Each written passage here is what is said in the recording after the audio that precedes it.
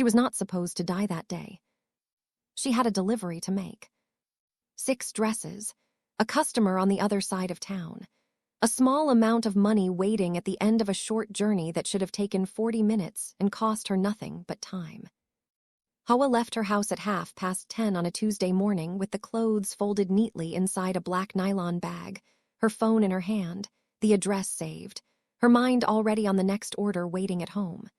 She was a businesswoman, a seamstress, a mother of 3 who had built something small and real from nothing, stitch by stitch, from a machine in the corner of a 2-room apartment in Kaduna.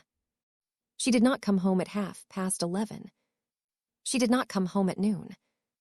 When her phone rang at 1:15, it was not her voice on the other end.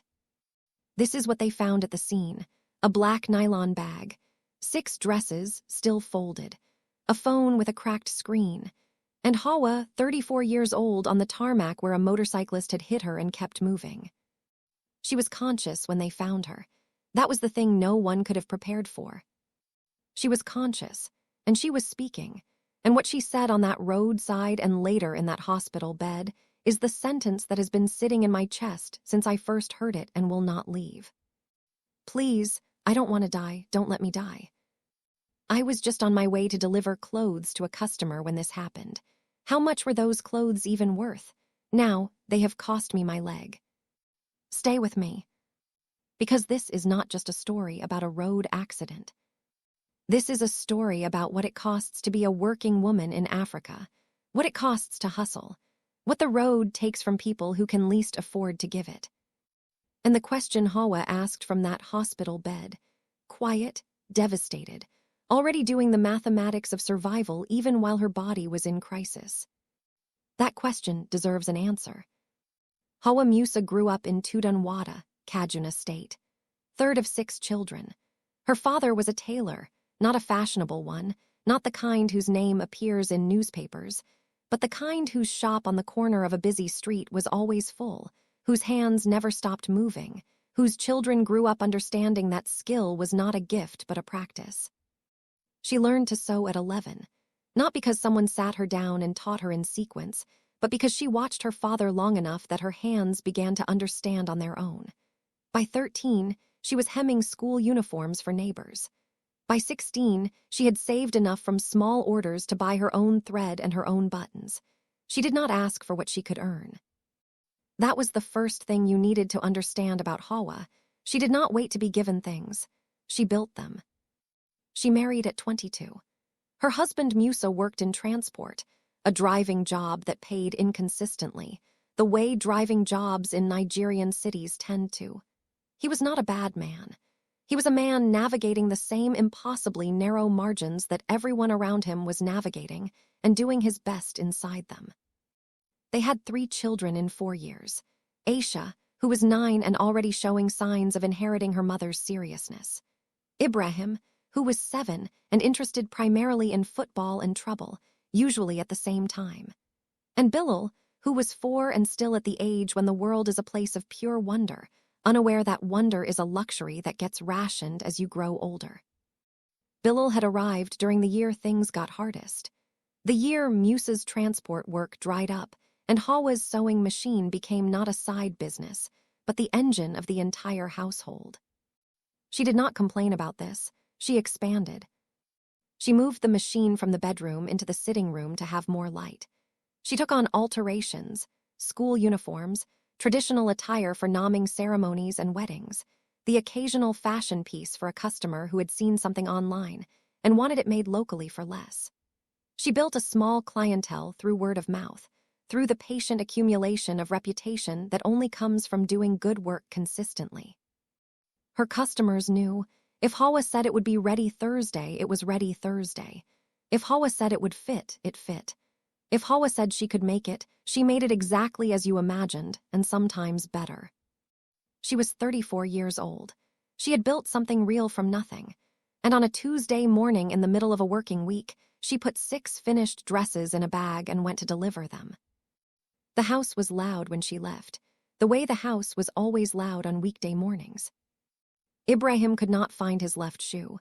He had found the right one and was holding it as evidence that the left shoe existed and had been in the house at some point, which he felt should count for something. Hauwa told him to check under the bed. He told her he had checked under the bed.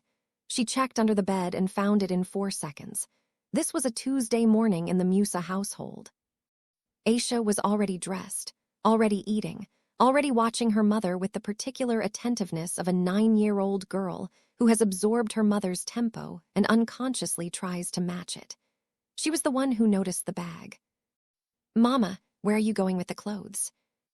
"Delivery, Hajia Ramatu's order. I'll be back before afternoon." "Can I come?" "You have school." "After school." "You'll be in school still when I'm back, insha'Allah," Hauwa said. "Eat your food." Bilal was at her feet, as Bilal tended to be in the mornings, holding her wrapper with the specific determination of a 4-year-old who has decided that his mother's wrapper is a legitimate form of transport. She lifted him, balanced him on her hip, kissed the side of his face, put him back down. He considered this and decided it was insufficient and reached for the wrapper again. She was laughing when she untangled herself from him. "This is important." She was laughing. She told Musa the delivery address. She told Aisha to make sure Ibrahim ate his vegetables and not just the rice. She checked the bag one more time, 6 dresses, folded in tissue paper, the way she always delivered, the way that said, "This woman cares how her work arrives, not just how it was made." She stepped out of the door. She did not look back. She never looked back when she was leaving. Looking back made the children call out again, and the goodbyes multiplied until it was easier not to start them. Aisha watched her go from the window. She would think about that window for a long time afterward. Ramatu Aliyu was a civil servant. Administrative officer at a government ministry, 12 years in, the kind of position that provides stability without comfort, enough to pay school fees, not enough to stop counting. She had ordered the 6 dresses for her younger sister's wedding. Not for herself. Ramatu was the practical one in the family, the one who managed things, who made calls, who organized. The dresses were for the bridesmaids. Coordinated Ankara fabric, sleeveless, with a peplum at the waist. She had seen the style on Instagram and sent the reference picture to Hauwa 3 weeks earlier. Hauwa had looked at the picture and said, "I can do better. Send me the measurements." Ramatu had sent the measurements, and Hauwa had, in fact, done better. At 11:15, Ramatu checked her phone. No message from the tailor. She was not yet concerned. Delivery times in Kaduna were suggestions more than commitments, and Hauwa had always come through eventually. At noon, she sent a WhatsApp. Blue ticks, no response. At 12:30, she called. The phone rang out. She was mildly irritated. The wedding rehearsal was the next evening. She had been counting on having the dresses today to check the fit. The call came through at 1:15, not from Hauwa's number, from a number she didn't recognize. A man's voice, calm in the way that people are calm when they are managing their own shock for the benefit of a stranger. "Is this the customer, the person waiting for the clothes delivery?" "Yes, who is this? Where is Hauwa?" "Madam, there was an accident. She is going to the hospital now. She is alive, she is conscious, but she has been badly hurt. We found your number in the recent calls on her phone." Ramatu sat down. She was already sitting, but she sat down in a different way. The way the body lowers itself when the legs decide they cannot be fully trusted. She thought about the dresses. She hated herself for thinking about the dresses. She thought about them anyway, the way the mind goes to small, manageable things when the large, unmanageable ones arrive too fast. Then she stopped thinking about the dresses and started thinking about a woman she had met twice in person and spoken to perhaps a dozen times on the phone, who had looked at her reference picture and said, "I can do better." And had been right.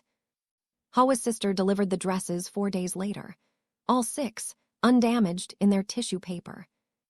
Ramatu received them at the door and held them for a moment without opening the bag. "How is she?" she asked. "She is in surgery," the sister said. "For the leg, it is serious." Ramatu paid. The full amount, plus extra that she put in an envelope and handed over separately, not as charity, she said. but as something she needed to give and hoped Hauwa would accept when she was well enough to. The dresses were worn at the wedding 2 days later. The bridesmaids were beautiful in them. The photographs were taken and shared and admired. In one photograph, you can see the peplum waist that Hauwa designed better than the reference picture.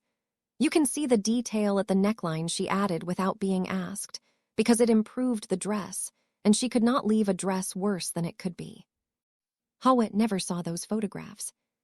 She was in a hospital bed in Kaduna on the day they were taken, her leg in hardware, learning for the first time whether it would heal enough to let her walk again without pain. The roads in that part of Kaduna are the roads you know if you know Nigerian cities, not the ones in the photographs that make it to international newspapers. The real ones. Cracked asphalt, potholes that have not been filled since they were first formed. No pavements, or pavements that exist on one side and disappear on the other. Okada and Keek rushing through gaps that are slightly too small for them. Pedestrians walking in the road because there is nowhere else to walk. The specific organized chaos of a city that was not built for the number of people who now live inside it, and has never adequately updated. Hauwa had walked and ridden these roads her whole life. She knew how to move in them, the instinct that comes from years of navigating, the constant peripheral awareness that every person who travels African city roads develops or suffers without. She was careful. She had always been careful. Being careful was not enough. The motorcyclist came from her right side. No warning that anyone who survived to describe it could account for. No horn. No slowing. The kind of impact that happens so fast that the body does not register it as an event until after it has finished being one. He did not stop. This is the detail that stays with people who hear this story. He hit a woman on the roadside, a woman who was simply walking, who was carrying 6 dresses in a bag, who had 3 children at home, and he kept moving. Whether from panic or from the particular moral vacancy of a person who has decided their own continuation matters more than the damage they have caused, he was gone before the dust settled. Hauwa was on the ground. The bag was beside her, undamaged. The 6 dresses inside it, still folded. I want to tell you about the 3 people who stopped. Because in a story about what systems fail to provide, it matters to name what human beings provide instead. The first was Kabaru. Kabaru drove a Keek Napep on that route every day. He was 41, father of 5, had driven that stretch of road for 11 years, and knew its rhythms the way you know the rhythms of any place you have moved through daily for over a decade. He heard the impact before he saw it, the specific sound of a body hitting asphalt that anyone who has heard it once cannot mistake for anything else. He pulled over immediately. He did not think about whether it was his responsibility. He just stopped. He told his passenger to find another Keek, gave the man back his fare, and went to where Hauwa was on the ground. He was the first voice she heard. He told her she was not alone. He told her she was going to be fine. He did not know if either of those things was true, but he said them with the conviction of a man who understood that in that moment, the voice saying them was more important than their certainty. The second person was a girl named Fatima, 16 years old, SS2, in her school uniform, on her way to morning lessons. She had seen the accident from 30 meters away and run. She knelt beside Hauwa and took her hand. She did not know what else to do, and she was frightened and her hands were shaking, but she held Hauwa's hand and did not let go. Hauwa felt the hand and held it back. Later, from the hospital, she would ask about the girl in the school uniform. No one knew her name. She had stayed until the vehicle came and then disappeared back into the morning, the way young people move through crises, present and then gone, leaving only the fact of their having been there. Hauwa thought about her for months afterward, that a teenage girl in a school uniform had run toward a stranger on the ground and given her a hand to hold. She said it was the hand that kept her talking, that as long as she was holding something alive, she could keep choosing to stay. The third person was a retired civil servant named Alhaji Sewell, 63 years old, in a white kaftan, who had been waiting for a bus on the other side of the road. He had seen everything. He was too old and too slow to run, but he walked at the fastest pace his body allowed, and then stood in the middle of the road and stopped vehicles until one of them, a private car, a young man driving alone, agreed to take Hauwa to the nearest hospital. He did not get in the car. He did not accompany her. He simply flagged and stood and would not move until someone stopped. When the car pulled away with Hauwa inside, he stepped back to the roadside and waited for his bus. He never knew her name. She never knew his. He cleared a path for her life to continue, and then went home. This is Africa too. The keek driver who gives back his fare. The schoolgirl who runs toward the fallen. The old man in a white kaftan who stands in the road and will not move until someone stops. When the systems are absent, the people fill the gap. They always have. They should not have to, but they do. And on that Tuesday morning in Kajuna, 3 people filled the gap between Hauwa and the end of her story. The people who stopped found her conscious. She was in enormous pain. Her leg was badly broken, the kind of fracture that would later require surgery and hardware and months of rehabilitation, and a medical bill that would take years to settle. She was bleeding. She was on the ground in the middle of a working Tuesday morning on a road in Kajuna. And she was speaking. The first thing she said was a plea. Not to the crowd, not to any specific person, to the air, to God, to whoever in the universe was listening. Please, I don't want to die, don't let me die. Her voice was trembling. The people who heard it described the sound as the voice of a woman who understood the weight of what she was saying, not hysteria, not senselessness, but the specific trembling of full consciousness facing the possibility of its own end. She had 3 children at home. She knew exactly what her dying would mean. The second thing she said stopped everyone around her. It was not about the pain. It was not about the motorcyclist. It was not about the hospital or the fear or the road or anything you might expect from a woman lying injured on a roadside. It was an accounting. I was just on my way to deliver clothes to a customer when this happened. How much were those clothes even worth? Now, they have cost me my leg. Read that again. A woman in the middle of physical trauma and mortal fear, and her mind goes immediately to the mathematics, to the exchange rate between what she was carrying and what she has lost, to the specific cruelty of the calculation. The dresses were worth a few thousand naira.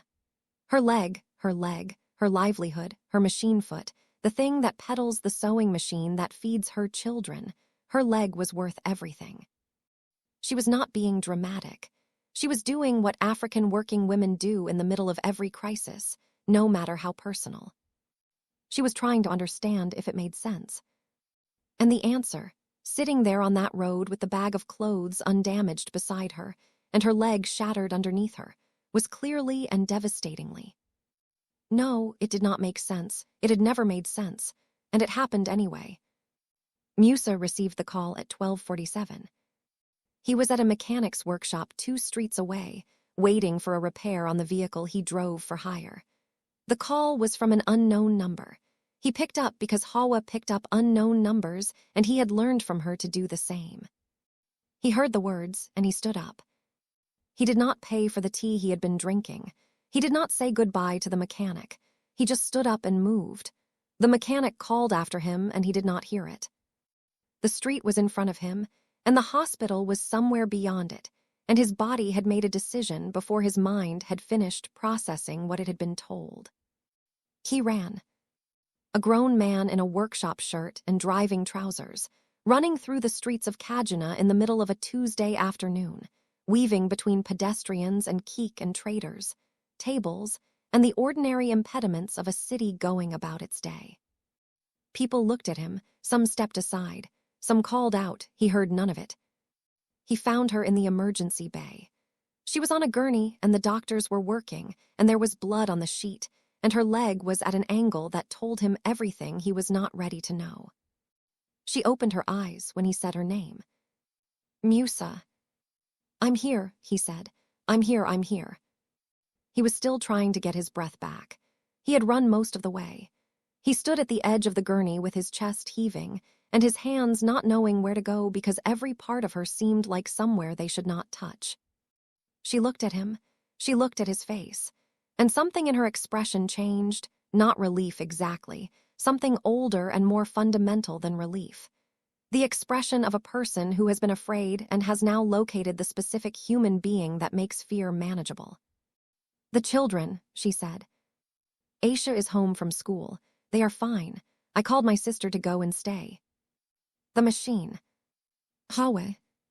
Cover the machine. The half-finished order on the work table, cover it so the dust." "I will cover it. Don't let Ibrahim play near it."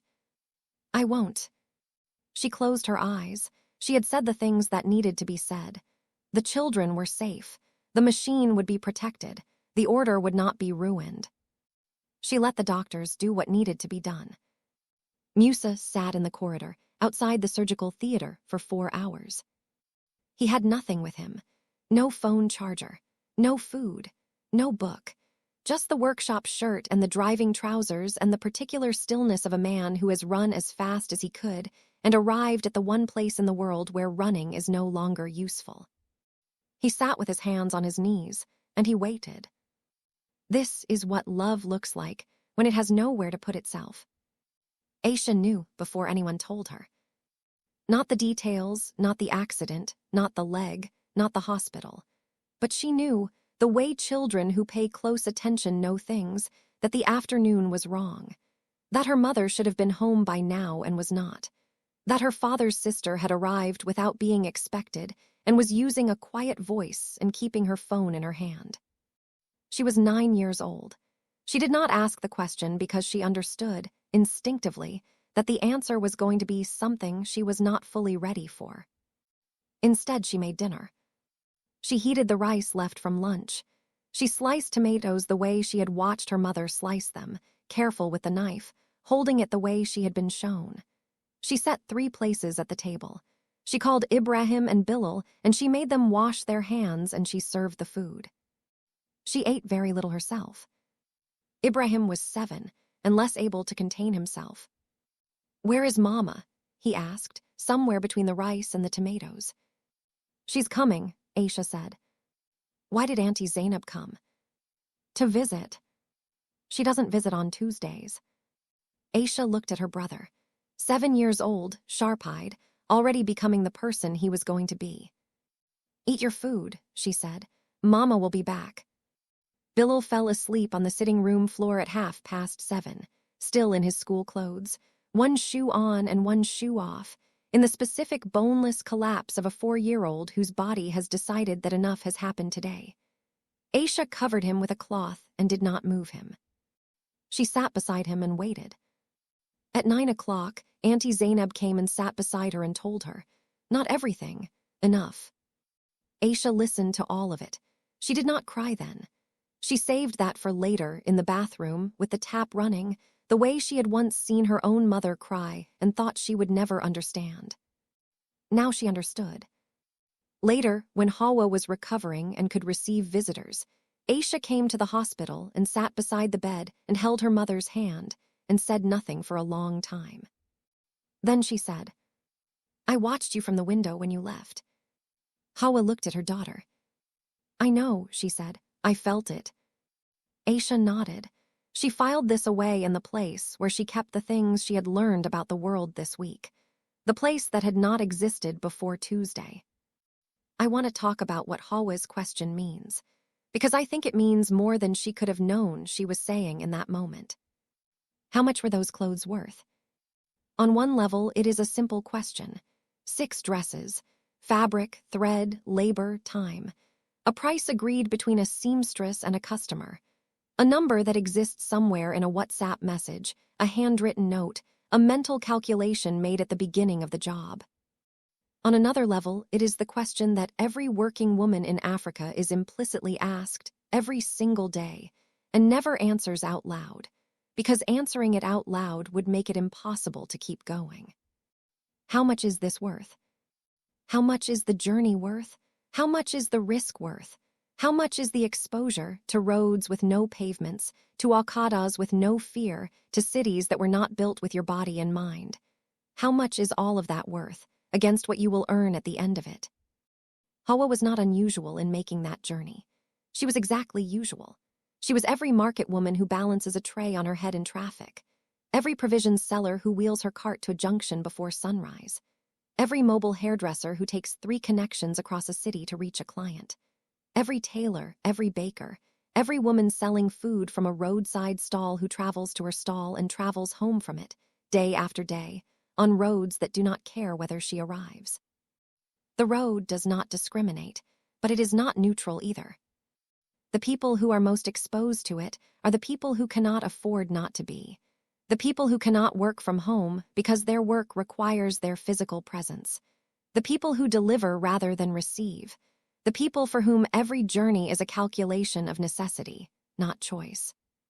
Hauwa was on that road because she had to be. Because her customer needed the clothes. Because the money at the end of the delivery was real money, with real uses, for real people at home waiting. She was on that road because the hustle required her to be on the road. And the road took her leg. The surgery took 4 hours. Her leg was saved. This is the first thing to say, and it must be said with the full weight of relief it deserves. The doctors worked. The leg was saved. But saved is not the same as restored. The fracture was severe. The recovery would be long months before she could walk without support, longer before she could sit at the machine for the hours that her work required. The medical bill was a number her household could not absorb without help, without the kind of community mobilization that Nigerians have developed because the formal systems cannot be relied upon to do what community does. People gave, her neighbors gave, her customers gave. Ramado gave, in the envelope she handed to Hauwa's sister, not as charity, she said, but as something owed. Strangers who heard the story gave, the way strangers give when a story contains the specific combination of injustice and dignified suffering that makes it impossible to pass by. The bag of clothes had already been delivered. The customer had already paid. The money was small. When Hauwa could speak without pain overriding every word, the first thing she asked about was the machine. Not money, not the motorcyclist, not justice, though she deserved it and never received it because the man who hit her was never found. She asked about the machine, whether it was still there, whether Ibrahim had not been playing near it, whether the half-finished order she had left on the worktable had been covered so the dust would not settle into the fabric. Musa told her the machine was fine. He had covered the order the same night, when he came home from the hospital and found Aisha sitting beside Bilal on the sitting room floor waiting. He had covered the order and turned off the light and stood in the doorway of the sitting room looking at his 3 children and felt something that did not have a clean name, gratitude and grief and fury and love all occupying the same moment. Hauwa wept when he told her the machine was fine. He did not ask why she was crying about the machine. He understood. She went back to work 7 months later. Not full capacity, not at first. Her leg ached. The hours were shorter. There were days when the pain decided the question of whether she would sit at the machine before she had a chance to. But she went back. Because the children needed to eat. Because the rent needed to be paid. Because the customers were waiting, and Hauwa had never been the kind of woman who made people wait longer than she had to. Because the machine was still there. And the work was still hers. It was a Monday in March, 7 months and 4 days since the accident. Musa had gone out. The children were at school. The apartment was quiet in the way it was quiet on weekday mornings when Hauwa had the place to herself, and the only sound was the ceiling fan and the compound's generator and the far-off noise of the street. She walked to the sitting room slowly. Her gait was not what it had been. The doctors had told her it might never be exactly what it had been, but it was a walking gait, which was not guaranteed, which was something she had to remind herself to be grateful for on the days when the difference felt like a loss. She stood in front of the machine. It was exactly as she had left it 7 months ago. Musa had kept his promise. The cover was on. The thread was still in the needle from the last order she had been working on that Tuesday morning. The half-finished piece was folded on the work table. The dust had been kept off. He had maintained it, without being asked, without telling her. In the 7 months she had been away from it, recovering, he had maintained the machine the way you maintain something you know belongs to someone whose return you are counting on. She sat down. Not to sew, not yet, just to sit. She placed her hands on the machine the way you place your hands on something you have missed. The cold metal of the handwheel, the familiar resistance of the presser foot lever, the thread guide she had replaced 3 years ago with a stronger one she ordered from a supplier in Kano. She had sat at this machine through the year Bilal was born. Through the year Musa's work dried up and the machine became everything. Through weddings and naming ceremonies and Eid and school resumptions and every occasion that required fabric to be cut and stitched and made into something new. She had sat at it when she was tired, when she was worried, when the orders were too many and when they were too few. It had been the most consistent thing in her life for over a decade. She sat at it now, in March, with a leg that ached at the joint, and she put her foot on the pedal. She did not press it, she just rested her foot there, feeling the familiar shape of it under her sole. Then she pressed it. The machine ran. The needle moved, the thread caught, the belt turned the way it had always turned. She was not sewing anything. There was no fabric under the foot, just the machine running and the sound of it filling the sitting room, and Hauwa sitting there with her hands on the handwheel and her foot on the pedal and her eyes full. It ran. She had been afraid, in the long months of recovery, that she would return to it and it would feel like someone else's machine. That the accident would have put a distance between her and the thing that had been most fully hers. It did not. It ran, and her hands knew where they were, and her foot knew what to do, and the sound of it was the sound of her life continuing. I keep coming back to what she said on that road. How much were those clothes even worth? It is the question of a woman who has spent her entire working life performing the same calculation, risk against reward, journey against earnings, exposure against survival, and has finally arrived at a version of it where the numbers are too terrible to compute. But here is what I want to say about Hauwa's question. It should never have been her question to ask. The question of whether a working woman's safety is worth the value of what she is carrying should not be a question that any woman asks from a roadside in pain. It should be a question answered in advance, structurally, by the cities and roads and policies and infrastructure that exist, or do not exist, to protect the people moving through them. Pedestrian infrastructure, road safety enforcement, healthcare that does not require community fundraising to access, legal systems that find and hold accountable the men who hit people and keep driving. These are not luxuries. They are the answer to Hauwa's question, given before she has to ask it. We have not given that answer, not adequately, not yet. Hauwa's leg healed imperfectly. She walks with a slight change in her gait that was not there before. On cold mornings and long-standing days the pain returns, and she manages it, because Hauwa has always managed what is in front of her. Her business is still open. Her machine still runs. Her children are fed. She made it. She should not have had to fight this hard to make it. That is the whole story and the whole indictment, sitting together in the same sentence. She made it. She should not have had to fight this hard to make it. On the wall of the room where Hauwa sews, there is a small sticker someone gave her during the recovery. It is yellow and slightly faded now, the adhesive going soft at the corners. It reads in English, "Still here."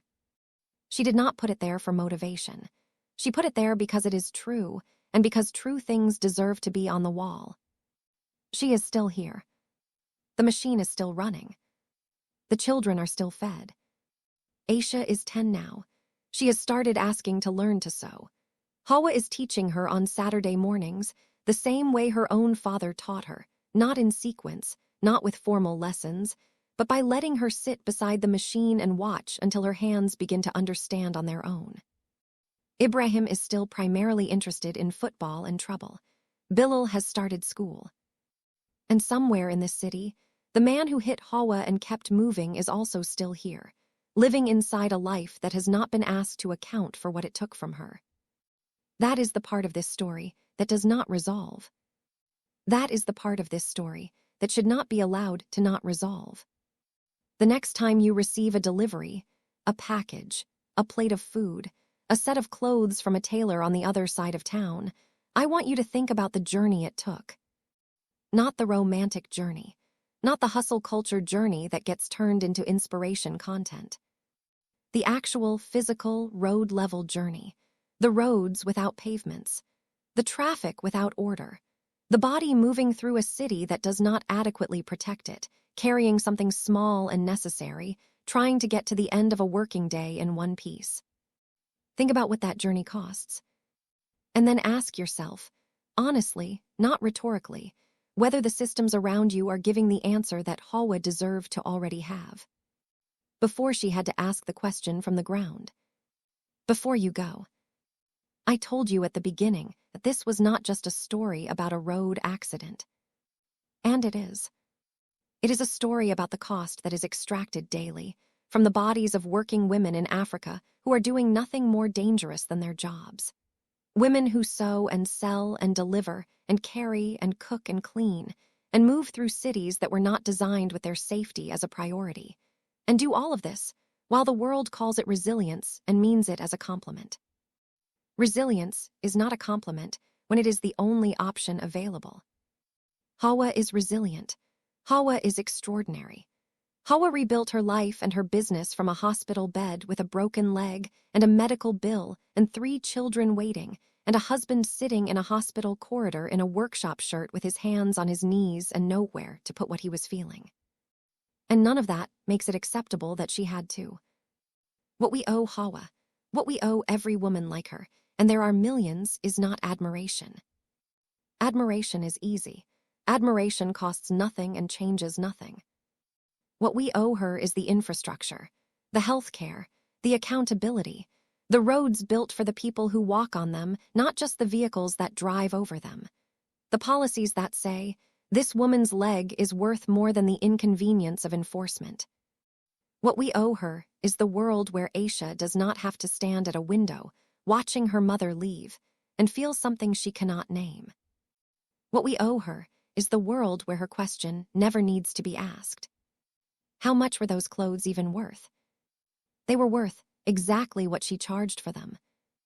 And she was worth infinitely more than the road was allowed to take. If this story moved you, share it. Not for the views, for Hauwa, for Kabaru who gave back his fare, for Fatima in the school uniform who ran toward someone on the ground, for Aisha who made dinner and waited, for every woman who will make a delivery tomorrow morning on a road that does not care whether she arrives.